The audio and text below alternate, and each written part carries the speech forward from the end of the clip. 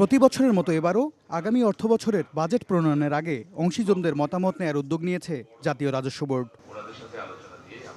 খাতভিত্তিক কর ও শুল্ক কাঠামো নিয়ে প্রথম দিনের আলোচনায় সংবাদপত্র মালিকরা জানান, বৈশ্বিক অস্থির পরিস্থিতিতে দাম বেড়েছে নিউজপ্রিন্টের। লোকসানের মুখে ওয়েস বোর্ড অনুযায়ী বেতন দিতে হিমশিম খাচ্ছেন তারা। এ অবস্থায় আসছে বাজেটে নিউজপ্রিন্ট আমদানিতে বিদ্যমান 15% কর সম্পূর্ণ অব্যাহতির দাবি জানান তারা।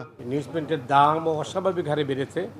6 মাস আগেও প্রতি টনের দাম ছিল $560, সে দাম বেড়ে এখন $630 পৌঁছেছে। এমত অবস্থায় পত্রিকা প্রকাশ অব্যাহত রাখা প্রায় অসম্ভব। এ সময় যন্ত্রপাতি আমদানিতে শুল্ক সুবিধার দাবি জানায় বেসরকারি টেলিভিশন মালিকদের সংগঠন অ্যাটকো। আমরা সবসময় এটা চিন্তা করি কি কৃষক গরিব মানুষ ওরা কোথার থেকে এই ট্যাক্স দেবে, তাদের আনা যাবে না।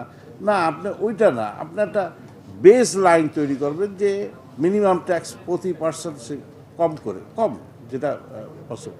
কারণ গ্রামেও কিন্তু উন্নয়ন হচ্ছে।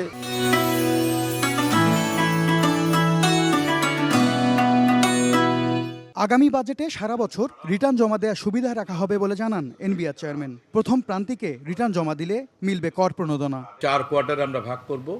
ফার্স্ট কোয়ার্টারে যারা রিটার্ন দিবে তাদেরকে আমরা ইনসেন্টিভ দিব, তারা কিছু রিবেট পাবে। সেকেন্ড কোয়ার্টারে যারা রিটার্ন দিবে তারা রেগুলার। থার্ড কোয়ার্টারে যারা দিবে তারা রেগুলার থেকে একটু বেশি দিবে। ফোর্থ কোয়ার্টারে যারা দিবে তারা আরেকটু বেশি দিবে।